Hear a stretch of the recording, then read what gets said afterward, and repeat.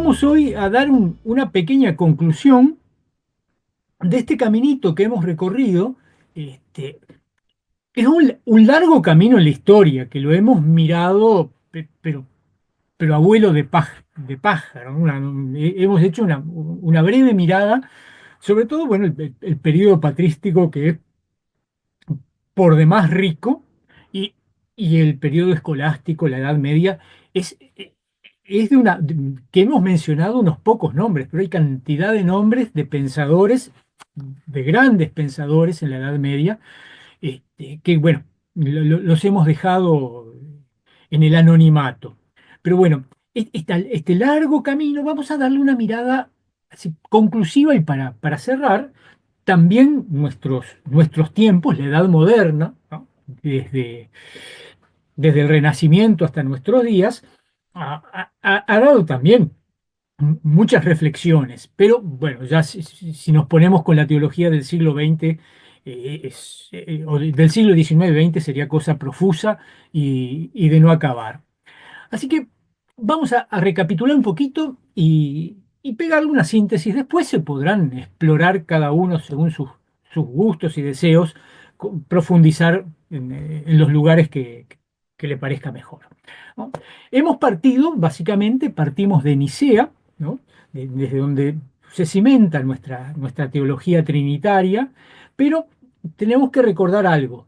Nicea, y esto es importante para entender el quiebre que hay en la Edad Moderna, ¿no? Con que trae el Renacimiento, que trae el humanismo. El Concilio de Nicea privilegia esta revelación bíblica juanina, ¿no? Que Cristo es el Logos de Dios y que es de la misma sustancia del Padre, ¿no? Ese es bueno, eso es lo que el concilio expone para cerrar el problema, la discusión arriana. Cristo es el Logos de Dios de la misma naturaleza, de la misma sustancia que el Padre. El Padre y el Hijo tienen la misma sustancia, ¿no? Eh, de esta manera se privilegia de alguna manera esta unidad y a la vez diversidad en el seno de Dios, en esas tres personas.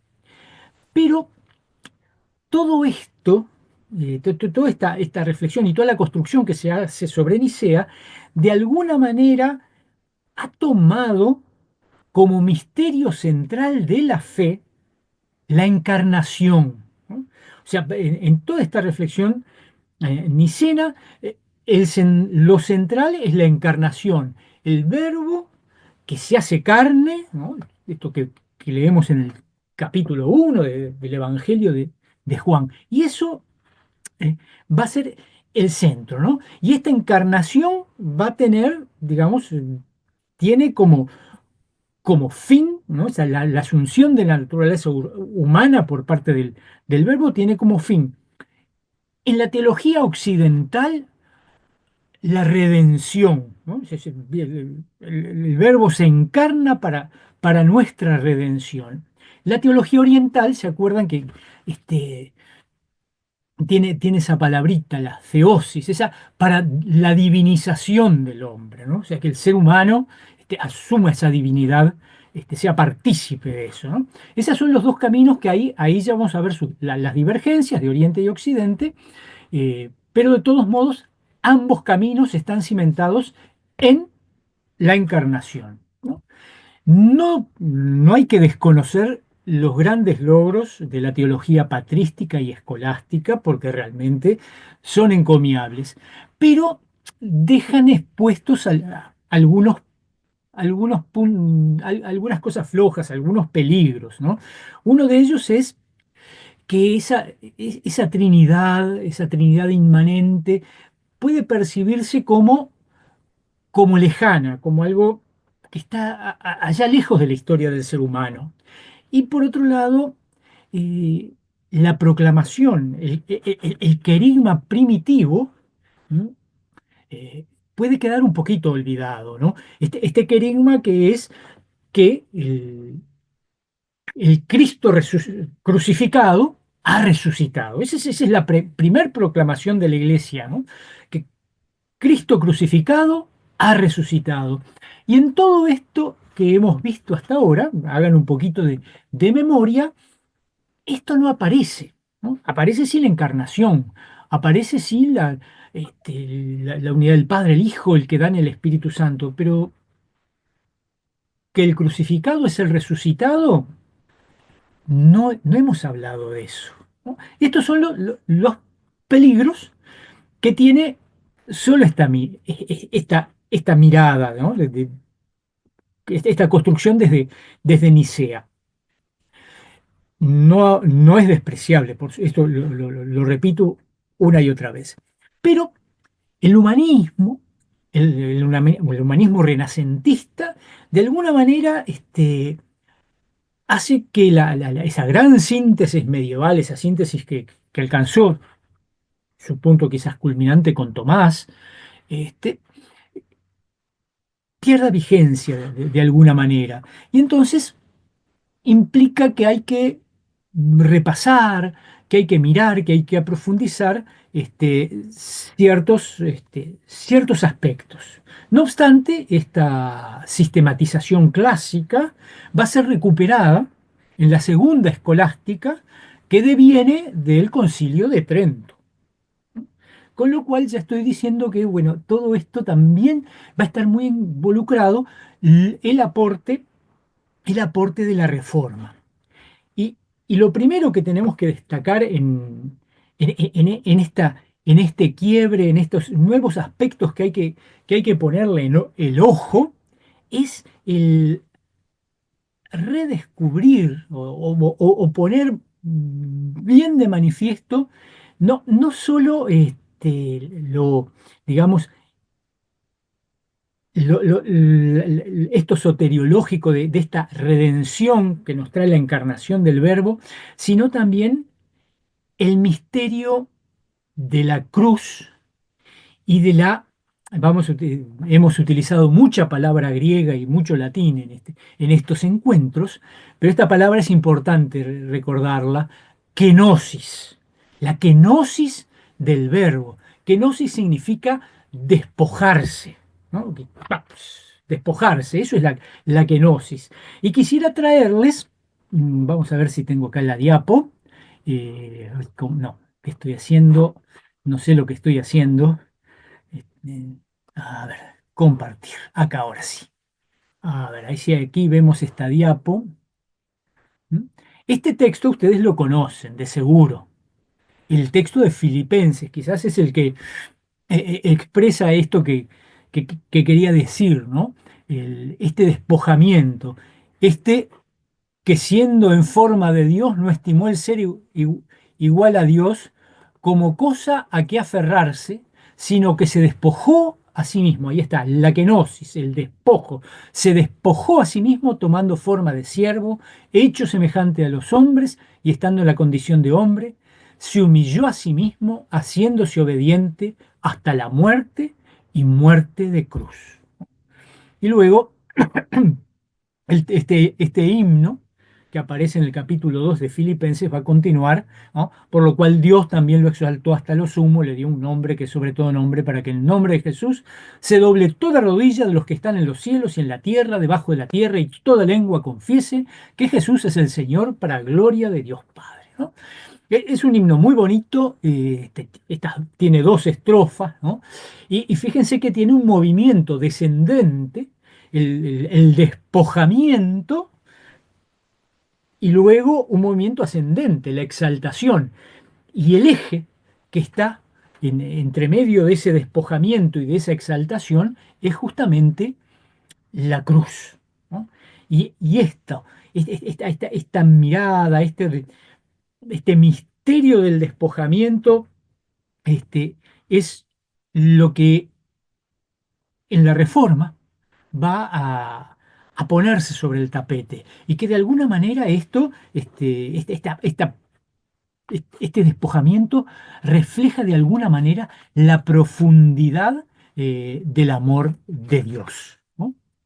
Con, Con esto teníamos en Nicena una cristología del Logos, que la divinidad de Cristo es la divinidad del Padre. Ahora vamos a tener una cristología de la kenosis, es decir, una cristología de la cruz. Y en esto, quienes ya nos hemos encontrado en otros espacios, ya están, sin duda creo que ya están pensando en, vamos a dejar de compartir, en la teología de la cruz, ¿no? Eh, pero para comprender esto, qué es lo que significa, tenemos que entender bien eso que plantea Pablo a los corintios, ¿no? Eh, que Cristo crucificado, 1 Corintios 1, capítulo 1, ahí medio para el fin del capítulo, ¿no? Que Cristo crucificado es el poder y la sabiduría de Dios, es el crucificado, ¿no? No el Cristo de la gloria, ¿no? Es el Cristo crucificado que es poder y sabiduría de Dios. Y esto, que por supuesto, como ya les dije, lo vamos a ver en Lutero, cuando Lutero desarrolla la teología de la cruz, tiene sus antecedentes en la Edad Media. No, no, por supuesto, nada de esto, de todo este mundo que hemos visto, son cosas aisladas y que los que estaban antes eran tontos y no se daban cuenta y nosotros somos más vivos porque estamos más adelante. No, no es así. Esto también tiene sus antecedentes en la Edad Media y aparece, y aparece en la teología franciscana de la Edad Media. Y acá también tengo otro lindo texto, ¿no? No sé, no sé si lo están viendo, creo que no, porque no puse compartir pantalla. Perdonen.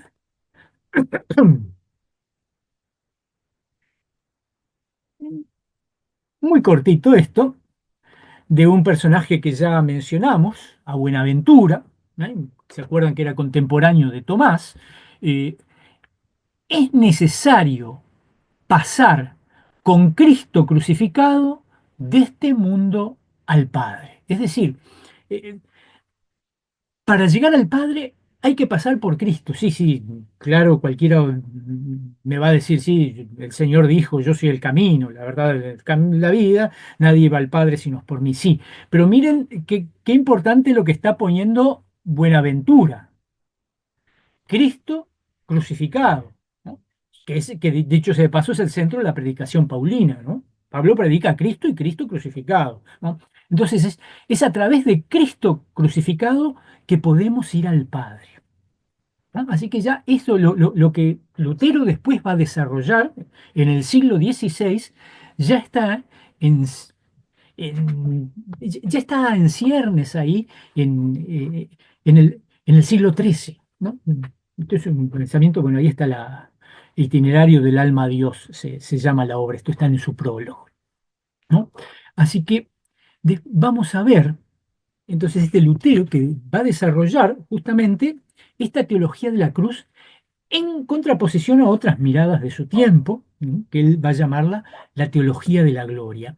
Y lo vamos a encontrar en textos bastante, bastante tempranos de Lutero, de un Lutero joven, un Lutero fraile, textos de antes de la excomunión, eh, y el lugar donde ahí aparece, ya puesto este asunto, es en las tesis que Lutero presenta en una disputación, que va como representante de su orden. No olviden que Lutero era un fraile agustino en la ciudad de Heidelberg. Estas tesis de la disputación de Heidelberg son de 1518. Fíjense, bastante temprano, no son ya de ese Lutero más combativo, más bueno, de gran producción literaria, que es el Lutero del 21 para adelante, del 21 al 25 sobre todo, que ahí hay mucho de Lutero, es de 1518. Y también esto quiero compartirlo con ustedes, y a ver si lo puedo, no, me estoy haciendo macana, pero ¿cómo puedo salir de aquí? A ver, ¿dónde está? A ver, creo que no estoy haciendo bien las cosas. Ahora sí,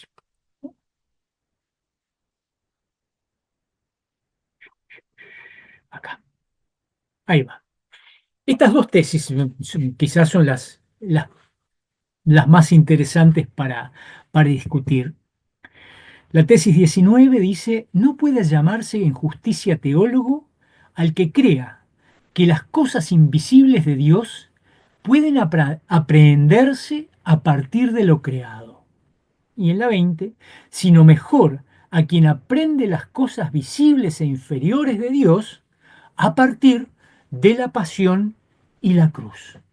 Si queremos ir, como diría Buenaventura, de este mundo a Dios, tenemos que ir por Cristo crucificado. Dios no puede aprehenderse desde la creación, porque, bueno, por varias razones, ¿no? Una, que no se puede ver el rostro de Dios y vivir, ¿no? Eso se acuerdan cuando hablábamos del Dios Santo, ese Dios que no, que está lejos, lejos, separado del ser humano. Bueno, tenemos ese texto de Isaías que, bueno, lo que ve el profeta en esa visión es el borde del manto de Dios. No, no, no, otra cosa el ser humano no atisba, más que el borde, el dobladillo del vestido de Dios, ¿no? Pero sí se puede entender a partir de la pasión y de la cruz, ¿no? Ese va a ser la clave, esto es lo que va a proponer la Reforma, una teología de la cruz para ver, para entrar en el misterio de la Trinidad, ¿no? Y esta línea también la siguieron otros, los místicos también, como San Juan de la Cruz también, ¿no? Estos místicos españoles eh, siguen también este camino, que es a través de la cruz. En la cruz sí podemos ver ese rostro de Dios, ¿no? Pero bueno, el que le va a dar, y no vamos a profundizar esto, porque es un lindo tema, la teología de la cruz, y se lo recomiendo que no este jueves, sino dentro de 2 jueves después va a haber en el encuentro de los jueves se va a trabajar el tema de la teología de la cruz, ¿no? Así que bueno, esto es lo que abre en estas miradas de la Trinidad, lo que abre la modernidad, ¿no? Poner en relieve la, una cristología kenótica, no basada en la encarnación, sino en el evento de la cruz, en el evento pascual de muerte y resurrección del Señor, ¿no? Así que este va a ser el primer punto que nos trae la modernidad, recuperar esta dimensión de la cruz, que, que hasta ahora no estaba presente en nuestras discusiones. Otros puntos que nos va a traer la modernidad es la revalorización de la historia como el horizonte de la vida del ser humano y de la revelación de Dios, ¿no? Es en la historia que acontecen las cosas, ¿no? Es en la historia, bueno, es en la historia donde todos nosotros vivimos, y es en la historia donde Dios se revela. Y ahí también hay antecedentes en la Edad Media. Y hay un personaje muy, muy interesante, cosa curiosa, este, y recién caigo en eso, ¿no? Que también es franciscano, ¿no? Joaquín de Fiore, ¿no? Que es un hombre del siglo XII, que muere a principios del siglo XIII, en los primeros años del siglo XIII. Vale la pena estudiarlo. Eh, Si alguno vio la película El nombre de la rosa, si se acuerdan que ahí van en ese monasterio se va a hacer algún juicio,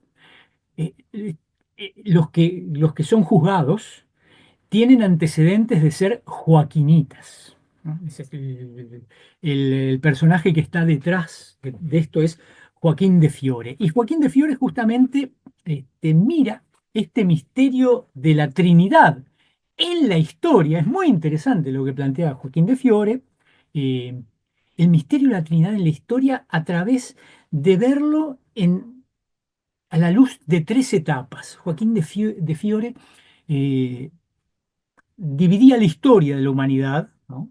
Esto, ya ven, es un hombre del siglo XII, ¿no?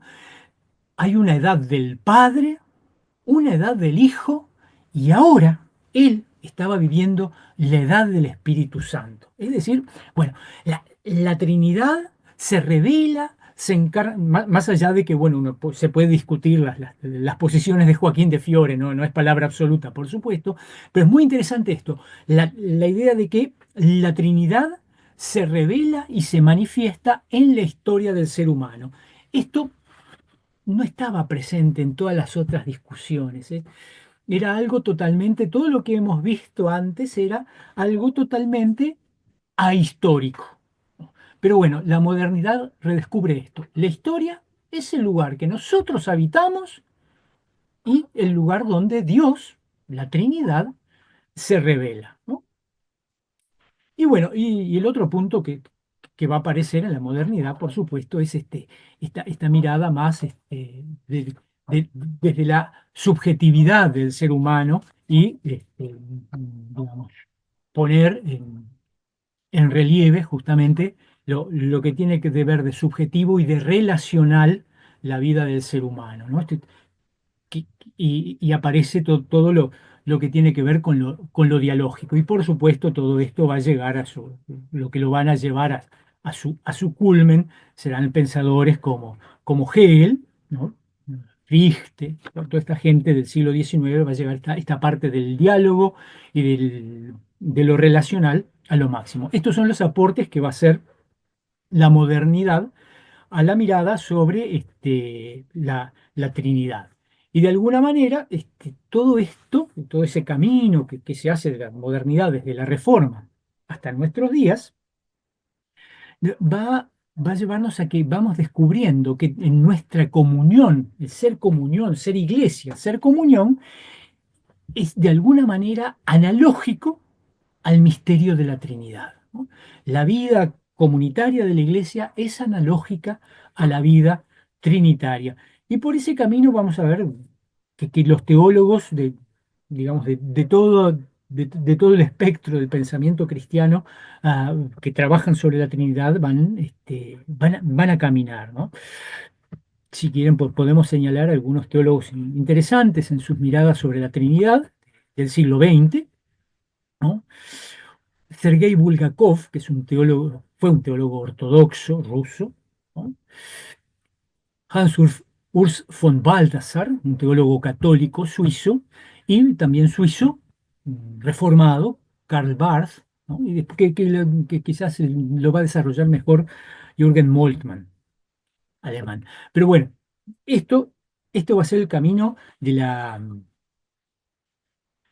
reflexión sobre la Trinidad en la modernidad, donde avanzamos sobre todo sobre esta dimensión kenótica de la cruz como, y del evento pascual como evento de la revelación y la manifestación de la Trinidad en la historia de la humanidad, ¿no? Y entonces así se va a releer el significado trinitario como una revelación puramente que ilumina la revelación juanina de que Dios es amor. Y entonces eh, vamos a ver cómo ese amor, digamos, esta va a ser nuestra pequeña síntesis nomás, cómo ese amor, eso que es la esencia de Dios, el amor, se hace, se realiza en estas personas de la Santísima Trinidad, ¿no? Partiendo siempre desde, no desde la encarnación, sino desde el acontecimiento pascual, ¿no? En el acontecimiento pascual, ¿no? En esta pasión y resurrección de Cristo, vemos que Juan, sobre todo en el Evangelio Juan, en la línea del Evangelio de Juan, Juan habla mucho de la hora, que ha llegado, ¿se acuerdan que Jesús dice, aún no ha llegado mi hora, cuando llegue mi hora, ¿no? Esto de la hora de, de- de Jesús es muy importante en el cuarto Evangelio, y, y esa hora Y esa hora es la hora en que no solamente es la hora de de la redención, de nuestra redención, la hora de Jesús, también es la hora de su revelación, de su identidad con el Padre, ¿no? Eh, Porque Jesús, el Cristo, este Cristo de la cruz, va a ser el rostro en la historia del Padre, ¿no? Y a eso va a cuento lo que Jesús le dice a Felipe, que ya lo hemos mentado muchas veces. El que me ve a mí, ve al Padre. ¿No? Esta hora de Jesús es la hora de la revelación. Quien mira la cruz ve a Dios, ¿no? Ese rostro de Dios el cual era imposible ver y vivir, porque no se puede, ¿no? El rostro de Dios es algo, por eso se cubren, ¿se acuerdan? Elías cuando siente que pasa a Dios, dice que se cubre con su manto porque entiende que Dios está pasando y no se puede ver el rostro de Dios. Bueno, en la cruz, ahí, en el evento pascual, vemos el rostro de Dios, de ese Dios, de ese Dios que es amor, ¿no? Y quería compartir con ustedes acá un pequeño pasaje que está en un pasaje paulino, que es el, creo que ya lo mencionamos. Con los guantes y el papel ya se hace más difícil. ¿No? Esto que en la cruz vemos que el poder y la sabiduría de Dios, eso que queda velado a otros, en la cruz se hace patente, ¿no? Pablo dice en 1 Corintios, porque los judíos piden señales y los griegos buscan sabiduría. Pero nosotros predicamos a Cristo crucificado, para los judíos ciertamente tropezadero, y para los gentiles locura, mas para los llamados, así judíos como griegos, Cristo es poder y sabiduría de Dios. ¿No? Ahí, ahí vemos ese poder, la sabiduría de Dios, la vemos en el evento de la cruz. ¿No? Y por lo tanto, nuestro Señor va a traducir en la historicidad de su existencia humana, ¿no? Es la relación que Él vive con el Padre. ¿No? Toda la existencia de Jesús, esa existencia humana, va a traducir de alguna manera su relación con el Padre. ¿No? Eh, es de alguna manera este misterio de esta relación de amor que hay que tener mucho cuidado, que hay que unir sin confundir y distinguir sin separar, ¿no? Porque para Jesús, ¿qué es amar? ¿Cómo expresa Jesús qué es el amar? Y Juan también nos lo trae esto. No hay mayor amor que dar la vida. El amor es para Jesús en su vida, en su historia humana, es entrega, ¿no? Está dispuesto, Jesús está dispuesto a morir por los demás. No hay mayor amor que dar la vida por los amigos, ¿no? Esto es amar. Entregarse, entregarse totalmente, hasta lo último, ¿no? Esta es cosa que se acuerdan de cuando hablábamos de cristología, ¿no? Esto de la entrega total. Y, y en este asunto, el Padre también entrega, el Padre también ama, porque entrega a su propio hijo, ¿no? Que lo envía a la historia, ¿no? Esto, lo que Pablo dice en Romanos, ¿no? No escatimonia a su propio hijo, ¿no? El padre da, el hijo da, ¿no? Es en esta relación de dar donde se va a cimentar esta relación de unidad. Y de hecho, se usa en estos dares, digamos, se utiliza el mismo verbo, ¿no? En distintos pasajes.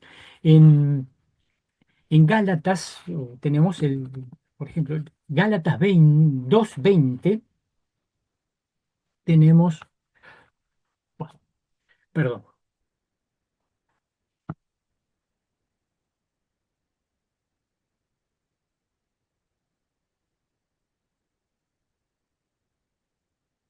Con Cristo, Gálatas 2:20, con Cristo estoy justamente crucificado y ya no vivo yo, mas vive la carne, mas vive Cristo en mí y lo que ahora vivo en la carne lo vivo en la fe del Hijo de Dios, el cual me amó y se entregó a sí mismo por mí.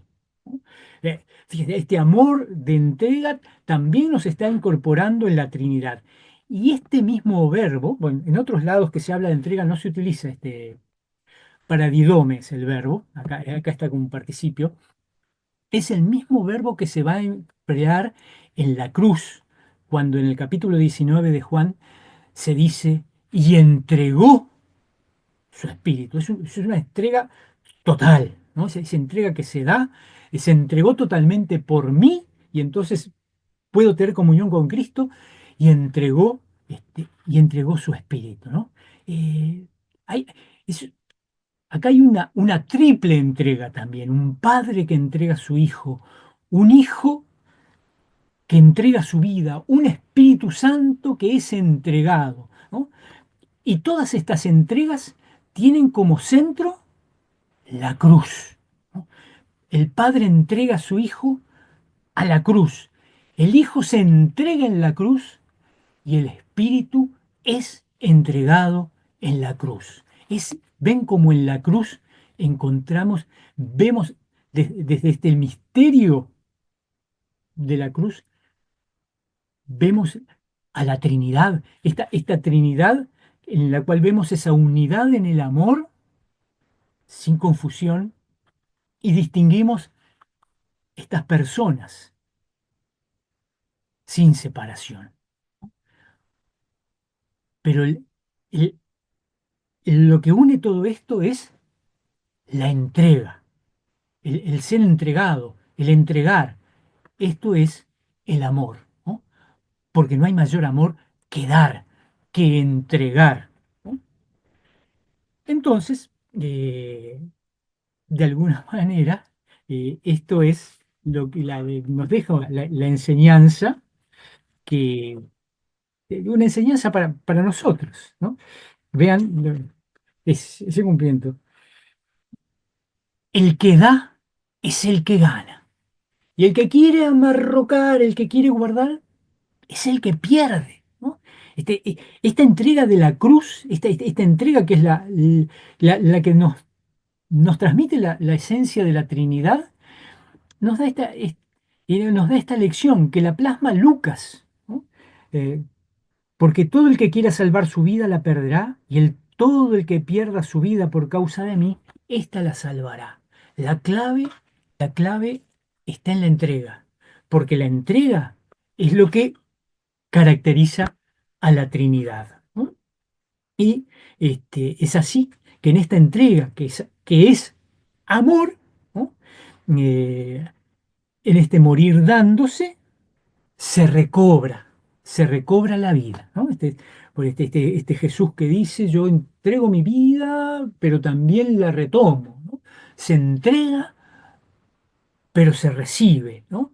Esta relación es de alguna manera lo que ya nos adelantaban tanto Agustín como Tomás cuando hablaban de esa relación subsistente. Es una relación que subsiste, ¿no? Pero es relación de dar y recibir, ¿no? Doy la vida y la recibo, ¿no? Así que bueno, este sería, digamos, otra mirada de la Trinidad, ya no desde la encarnación, sino desde el evento de la cruz, donde el hilo conductor será justamente la entrega, el darse, ¿no? Porque el darse es amar, ¿no? Y y el mismo Espíritu Santo es el fruto de esa entrega, de ese despojamiento, el despojamiento del Hijo, el Hijo que se despoja de su divinidad, entonces en la cruz entrega el Espíritu, ¿no?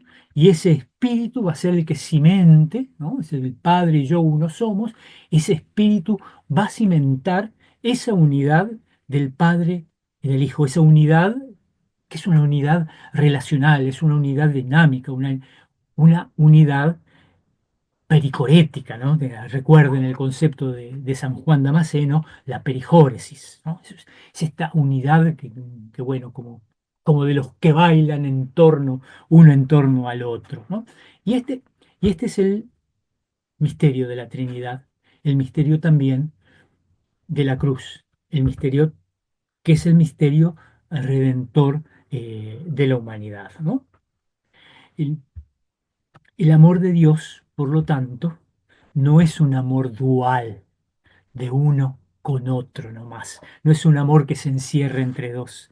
El amor de Dios necesita un tercero que cimente ese amor, pero también lo abre, porque ese espíritu es dado a la iglesia y lo abre sin desparramar, porque en Cristo todos los creyentes somos uno.